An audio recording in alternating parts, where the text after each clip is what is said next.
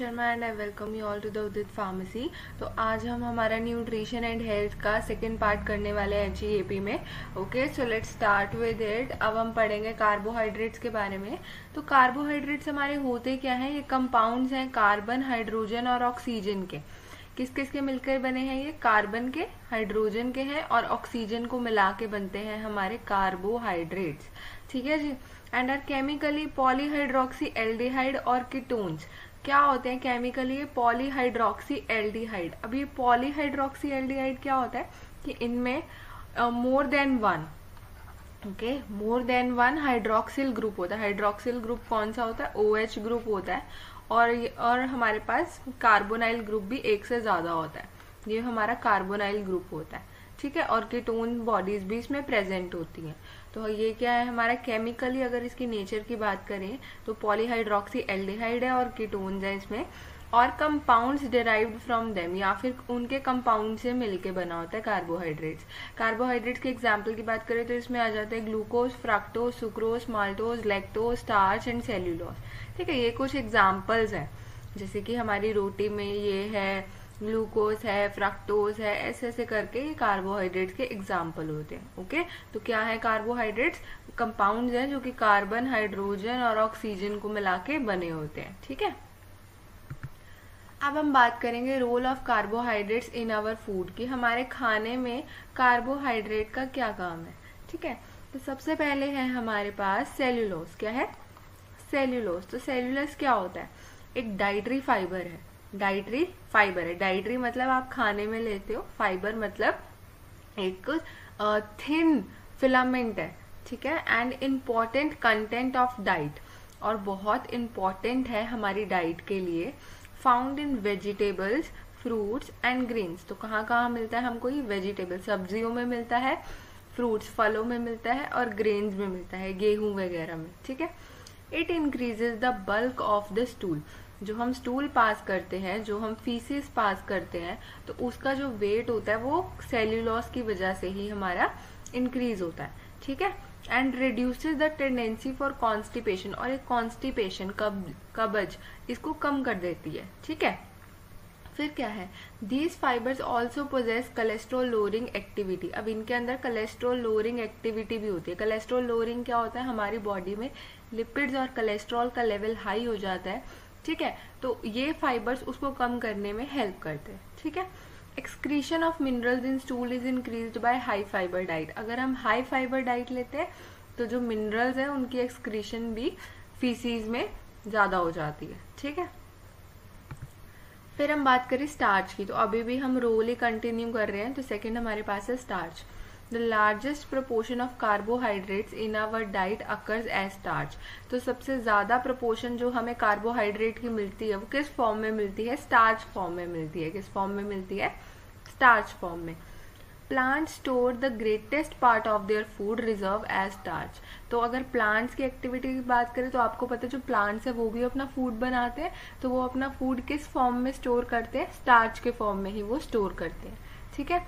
Dietary sources की बात करें कि हमें खाने से कहाँ कहाँ से स्टार्च मिलता है, तो सीरियल्स में से मिलता है, पोटैटो, आलू में से मिलता है, अनराइप फ्रूट। अनराइप फ्रूट होता है जो भी पके नहीं है, उन फ्रूट्स में भी हमको स्टार्च मिलता है। ठीक है। फिर हमारे पास है ग्लाइकोजन। अब ग्लाइकोजन क्या है? It is the carbohydrate of animal origin. ये क्या है? कार्बोहाइड्रेट है लेकिन एनिमल ओरिजिन से, मतलब एनिमल से मिलता है हमको। ठीक है। Which is deposited in liver and muscles. और कहाँ डिपोजिट होकर कहाँ चला जाता है? लिवर और मसल्स में चला जाता है। ग्लाइकोजन का मेन काम क्या होता है? हमारे ब्लड शुगर लेवल को बढ़ाना। हमारे ब्लड शुगर लेवल को बढ़ाना। ठीक है। तो क्या होता है? ये कहाँ स्टोर हो जाता है? लिवर और मसल्स में। The glycogen reserve of human adult is about 500 ग्राम। हम कितना स्टोर करके रख सकते हैं अपने अंदर ग्लाइकोजन? That is 500 grams. ठीक है जी। फिर कार्बोहाइड्रेट्स की बात खत्म। अब पढ़ेंगे हम फैट्स और लिपिड्स के बारे में। ठीक है। तो फैट्स और लिपिड्स वो कंपाउंड है ग्लिसरॉल विद फैटी एसिड्स। क्या कंपाउंड है? हमारे ग्लिसरॉल है, ठीक है, प्लस फैटी एसिड, दोनों को मिला के क्या बन जाता है हमारा? फैट्स और lipids. Okay. Fats are solid up to 20 degree Celsius. 20 degree के टेम्परेचर तक क्या रहते हैं? जो फैट्स हैं वो सॉलिड रहते हैं। क्या रहते हैं, सॉलिड। अगर आप इसको 20 से ज्यादा का टेम्परेचर प्रोवाइड करोगे तो ये लिक्विड हो जाएगा, ठीक है। अगर if they are liquid at that temperature, अगर ये 20 डिग्री पर ही लिक्विड फॉर्म में है तो इनको हम क्या बोलते हैं, ऑयल्स। क्या बोलेंगे हम इनको, ऑयल, की तेल है ये, ठीक है।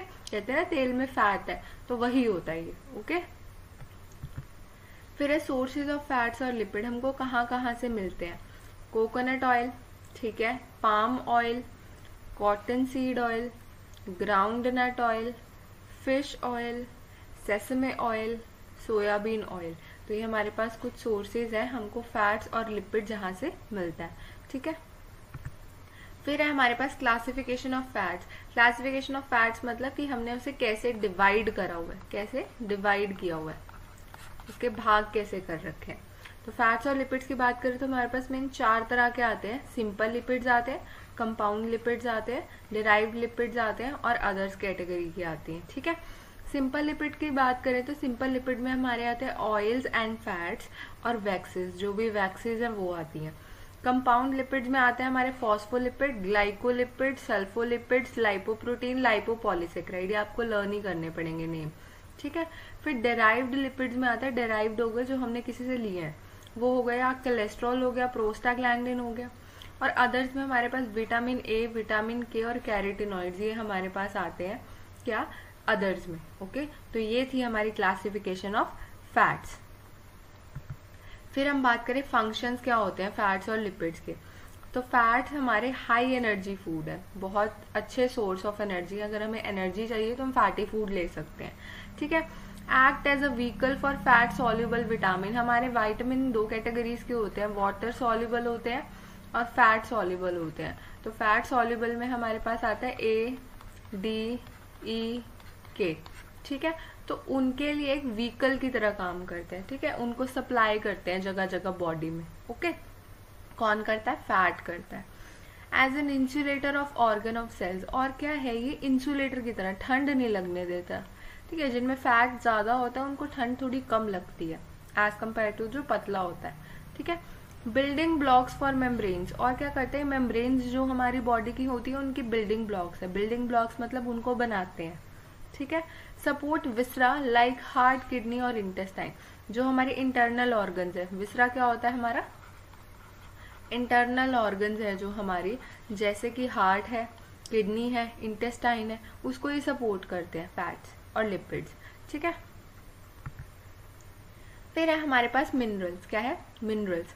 अब मिनरल्स क्या होते हैं, मिनरल्स वेरियस एलिमेंट्स हैं which are required for metabolic functions in our body. हमारी बॉडी में हमें कुछ मेटाबॉलिक फंक्शंस करने होते हैं, जैसे कि डाइजेशन करना है हमको, ठीक है, या हमें कोई हार्मोन सप्लाई करना है, हमें कुछ भी करना है, तो उसके लिए हमें कुछ एलिमेंट्स की जरूरत होती है, ठीक है। तो उनको क्या बोलते हैं हम, मिनरल्स। क्या बोलते हैं, मिनरल्स। एग्जाम्पल की बात करें, इसमें आ जाता है कैल्शियम आ गया, फॉस्फोरस आ गया, सोडियम, पोटेशियम, आयरन, आयोडीन। तो ये हमारे कुछ टाइप के मिनरल्स हैं, ओके। तो मिनरल्स होते क्या, वो एलिमेंट्स जो हमें हमारी मेटाबॉलिक एक्टिविटी के लिए चाहिए, okay.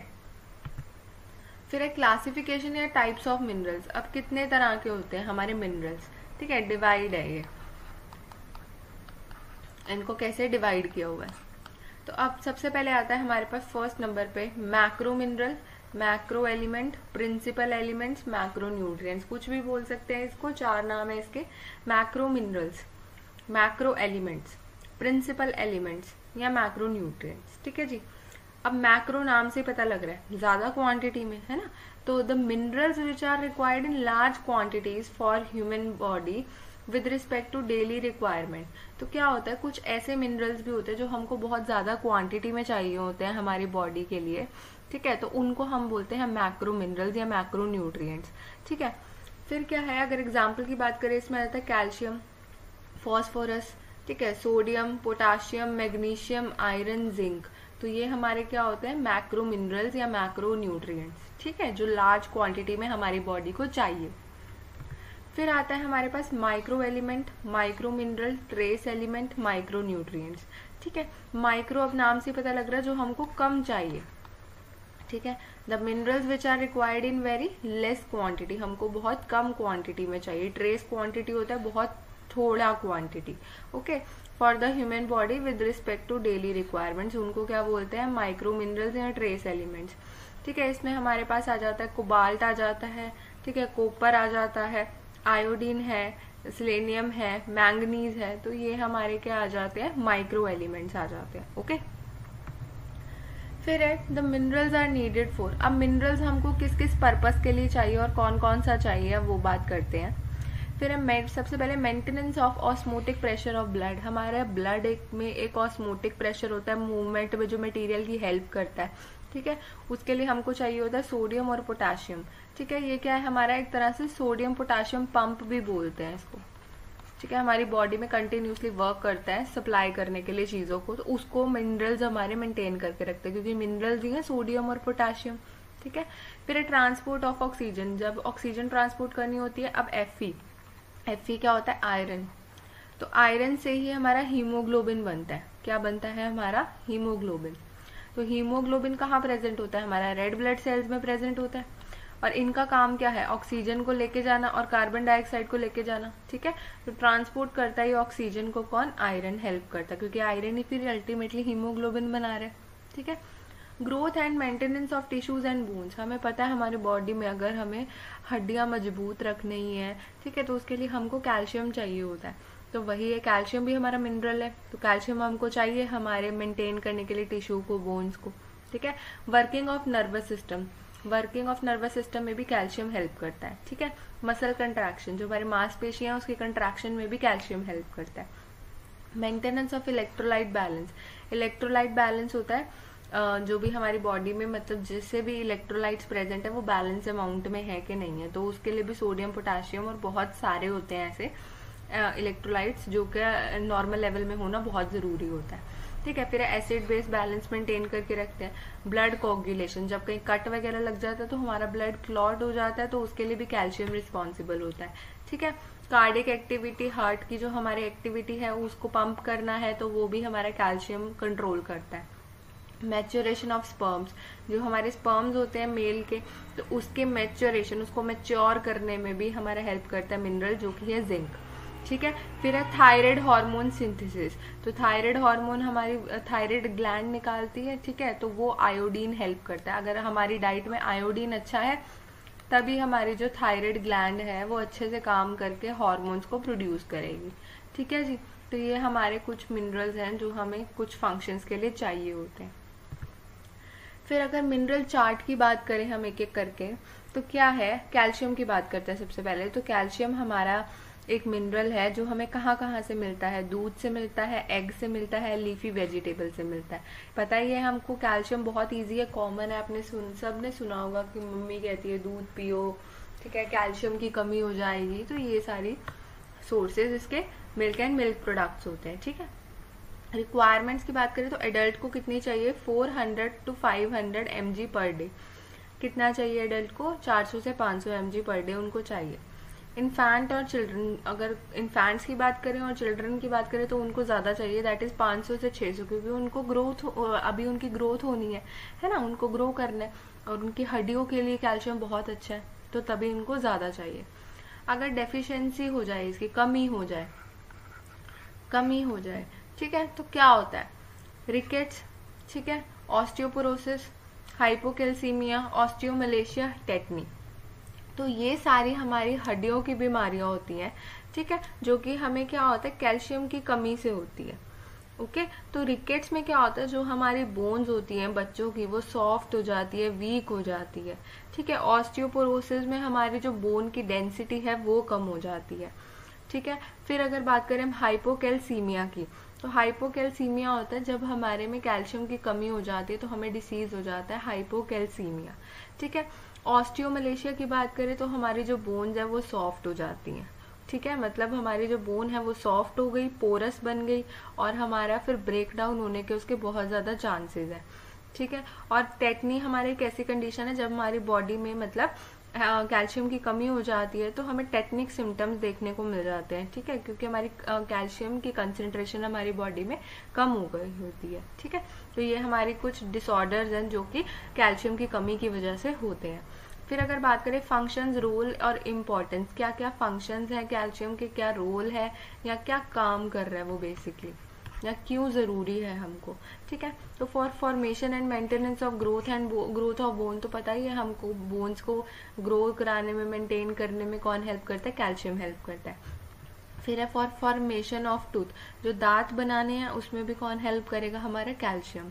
For blood clotting, blood को क्लॉट करने में पीछे पड़ चुके हैं। For absorption of vitamin B12, जो विटामिन B12 हम अपनी डाइट में लेंगे उसके एब्जॉर्प्शन में भी हमारा, उसको एब्जॉर्ब करने में भी कौन हेल्प करेगा, हमारा कैल्शियम। फिर है for contraction of muscles, contract करना हमारे मसल्स को, वो भी कैल्शियम का काम है। फॉर एक्टिवेशन ऑफ एंजाइम्स, जो हमारी एंजाइम्स, सर्टेन एंजाइम्स होती हैं जो कि हमारे मेटाबॉलिक रिएक्शंस को कैटालाइज करती हैं, तो उनकी एक्टिवेशन के लिए भी कैल्शियम ज़रूरी होता है। For accessibility of the nerve fibres, जो हमारे नर्व फाइबर्स हैं उनकी एक्सेसिबिलिटी, उनकी वर्किंग के लिए भी जो कैल्शियम है वो बहुत ज़्यादा ज़रूरी है। ओके, फिर हम बात करें फॉस्फोरस की, तो फॉस्फोरस के लिए भी काफ़ी सारे फूड स्टफ्स होते हैं, जैसे green leaf vegetables, liver, meat, तो ये सारे हमारे कुछ सोर्सेज होते हैं जहाँ से हमको फॉस्फोरस मिल जाता है। एडल्ट की बात करें तो उनको चाहिए 0.8 ग्राम पर डे, और इन्फेंट्स और चिल्ड्रन की बात करें तो इनको कम चाहिए होता है, that is 0.2 to 0.3 gram per day, ठीक है। अब क्या हो जाता है, इसकी कमी की वजह से, डेफिशिएंसी डिसऑर्डर की वजह से, हाइपोफॉस्फेटीमिया, मतलब फॉस्फेट का लेवल कम हो गया तो हाइपोफॉस्फेटीमिया हो जाएगा, रिकेट्स हो जाएगा, पीछे बता चुकी हूँ, ऑस्टियोमलेशिया भी मैं पीछे बता चुकी हूँ, ठीक है।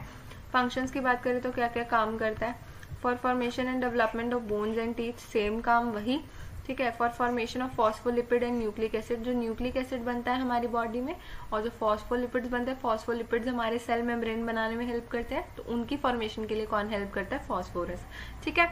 इट फॉर्म्स को enzymes like NADP, ADP, AMP, ATP, तो ये क्या करता है, हमारे को एंजाइम्स बनाता है जो कि एंजाइम्स को हेल्प करते हैं, ठीक है। It required in the absorption of glucose by phosphorylation, हमारी बॉडी में फॉस्फोरिलेशन का प्रोसेस होता है, फॉस्फोरिलेशन का प्रोसेस होता है, तो उसमें जो ग्लूकोज होती है उसकी एब्जॉर्प्शन होती है, तो ग्लूकोज की एब्जॉर्प्शन के लिए कौन हेल्प करता है, हमारा फॉस्फोरस, ठीक है। फिर हम बात करें सोडियम की, तो सोडियम आपको पता है नमक में सबसे ज्यादा मिलता है हमको, ठीक है। तो फिश हो गया, मीट हो गया, मिल्क हो गया, टेबल सॉल्ट हमारा वही है, नमक है, ठीक है। एडल्ट को कितना चाहिए, 10 से 15 ग्राम पर डे उसे चाहिए ही चाहिए। फिर अगर बात करें डेफिशिएंसी डिसऑर्डर की, तो डेफिशिएंसी डिसऑर्डर में क्या हो जाता है कि इन्होंने फर्स्ट लिखा है हाइपोनेट्रीमिया। हाइपोनेट्रीमिया क्या होता है, हाइपोनेट्रीमिया एक ऐसी कंडीशन होती है जिसमें सोडियम की हमारी बॉडी में कमी हो जाती है, ठीक है, तो उस कंडीशन को हम क्या बोलते हैं, हाइपोनेट्रीमिया। और अगर एडिसन डिसीज की बात करें तो एडिसन डिसीज क्या होता है, एक ऐसा डिसऑर्डर है जिसमें जो हमारी एड्रीनल ग्लैंड है वो हार्मोन्स नहीं निकाल पाती है, ठीक है। एड्रीनल ग्लैंड कहाँ होती है, किडनी होती है, किडनी के जस्ट ऊपर सराउंड होती है हमारी एड्रीनल ग्लैंड, तो एड्रीनल ग्लैंड हमारे कुछ हार्मोन्स निकालती है, वो नहीं निकाल पाती है ड्यू टू किस वजह से नहीं निकालेगी, हमारी बॉडी में कमी हो जाती है सोडियम की, ठीक है, तो वो होती है हमारी एडिसन डिसीज, ठीक है। फिर फंक्शंस, रोल और इम्पोर्टेंस की बात करें, क्या काम करता है, तो for maintenance of osmotic pressure, हमारे ऑस्मोटिक प्रेशर को बनाने में हेल्प करता है। For retaining water in the body, body को हमारे वाटर की ज़रूरत है। अब क्या होता है, किडनी में हमारे कई बार क्या होता है, जब हमारा एंटी डायूरेटिक हार्मोन काम नहीं कर रहा होता है, वो रीअब्जॉर्ब नहीं कर पाता है वाटर को, तो वाटर निकल जाता है, तो सोडियम एक ऐसा है जो कि बॉडी में वाटर को मेंटेन करने में हेल्प करता है, ठीक है। फॉर न्यूरोमस्कुलर जंक्शन एक्टिविटी, जो हमारे न्यूरोमस्कुलर जंक्शन है, मतलब नर्वस सिस्टम का जंक्शन और मसल का जंक्शन है, जो जहाँ पे हमारे सिग्नल्स रिसीव होते हैं, तो उनकी एक्टिविटी को मेंटेन करने में भी हेल्प करता है। For flexibility of nerves, nerves को फ्लेक्सिबल बनाता है। फॉर एसिड बेस बैलेंस के लिए भी चाहिए होता है। और for maintenance viscosity of blood, blood को गाढ़ा करते हैं, जो विस्कोसिटी बनाता है वो सोडियम भी उसमें इन्वॉल्व होता है, ठीक है। फिर आता है हमारे पास आयोडीन। अब आयोडीन क्या है, सी फिश में मिलता है हमको, क्या है, COD लिवर ऑयल में मिलता है, सी वीड्स में मिलता है, मिल्क में मिलता है, मीट में मिलता है, सीरियल्स में मिलता है, वेजिटेबल्स में मिलता है, तो कुछ सोर्सेज हैं इसके जहाँ जहाँ से हमें मिलता है, ठीक है। एडल्ट को कितना चाहिए, 50 ग्राम पर डे एडल्ट को चाहिए ही चाहिए। कमी हो जाती है तो गॉइटर हो जाता है, क्रिटिनिज्म हो जाता है, हाइपोथायराइडिज्म हो जाता है। क्या होता है, आयोडीन की कमी से जो हमारी थायराइड ग्लैंड होती है वो स्वेल हो जाती है, क्या हो जाती है, वो स्वेल हो जाती है, मतलब हमारी गर्दन पे एक हमको मास सा फील होता है, ठीक है, तो जिसकी वजह से हमें सांस लेने में दिक्कत होती है। ओके, तो अब हमें किस लिए चाहिए होता है ये, for biosynthesis of thyroid hormone. जब हमें थायराइड हार्मोन निकालने में, पीछे बता चुकी हूँ, यहाँ पे मैंने बताया था कि हमारी डाइट में आयोडीन हमें चाहिए थायराइड ग्लैंड के लिए, थायराइड ग्लैंड की फंक्शनिंग के लिए, और फिर वो हार्मोन्स निकालेगा, है ना। तो वही लिखा है इन्होंने कि बायोसिंथेसिस कराने के लिए थायराइड हार्मोन्स की।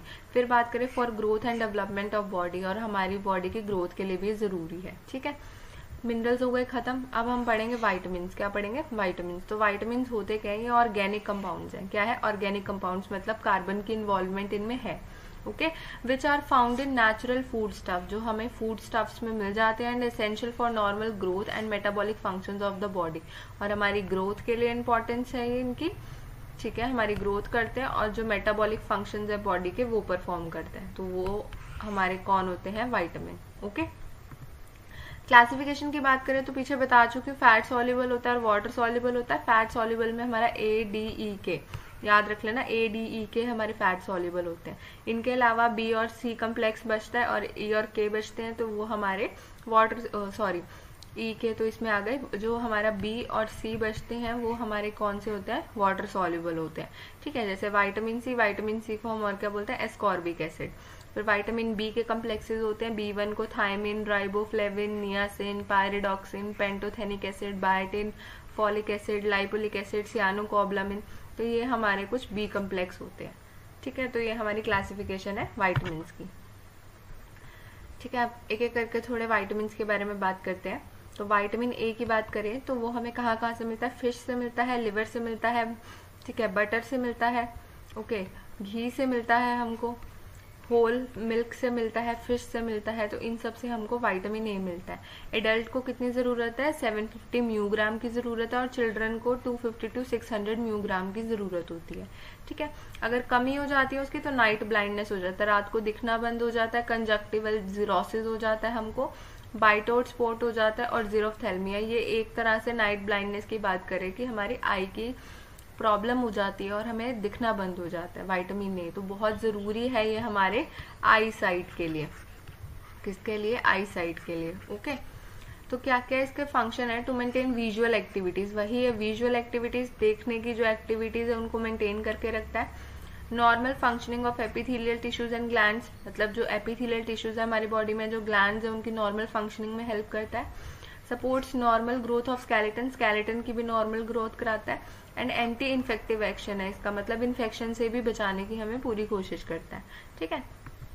फिर हमारे पास आता है विटामिन D। विटामिन D हमें कहाँ से मिलता है, fish, liver, oil, animal fat से मिलता है। ये हमारे पास कुछ सोर्सेज होते हैं। एडल्ट को चाहिए 25 म्यूग्राम, और इन्फेंट्स और चिल्ड्रन को चाहिए 5 म्यूग्राम, ठीक है। डेफिशिएंसी, कमी की वजह से क्या हो जाता है, रिकेट्स हो जाता है, ऑस्टियोमलेशिया हो जाता है, बता चुकी हूँ इनके बारे में आपको पीछे। फंक्शन क्या होता है इसका, काम क्या होता है, promotes normal growth development of bone, ये भी हमारा बोन बनाने में और उसकी ग्रोथ करने में हेल्प करता है। Promotes absorption of calcium and phosphorus, जो कैल्शियम और फॉस्फोरस है उनकी एब्जॉर्प्शन में ये हेल्प करता है। Allows maturation of collagen and collagenous tissue, जो हमारे कोलेजन टिश्यू है, कोलेजन हमारा एक तरह का कनेक्टिव टिश्यू है, उसकी मैच्योरेशन में, उसको मैच्योर करने में हेल्प करता है। फिर क्या है, it promotes overall normal growth of the body, overall जो नॉर्मल ग्रोथ है बॉडी की वो प्रमोट करता है, ठीक है। फिर है हमारे पास विटामिन C। तो विटामिन C कहाँ से मिलता है हमको, जितने भी खट्टे फ्रूट्स होते हैं हमारे उनसे हमको मिलता है, जैसे कि फ्रेश सिट्रस फ्रूट्स हो गए, ग्रीन लीफी वेजिटेबल्स है, या आंवला है, उससे मिलता है हमको। एडल्ट को चाहिए 40 mg पर डे, इन्फेंट को चाहिए 40 mg पर डे सेम। कमी की वजह से स्कर्वी हो जाती है। स्कर्वी क्या होता है, ब्लीडिंग ऑफ गम्स, क्या होता है, ब्लीडिंग ऑफ गम्स, जो हमारे मसूड़े होते हैं उनकी ब्लीडिंग हो जाती, खून आना शुरू हो जाता है, कई बार ब्रश करते हुए दिखता है आपको, ठीक है वो।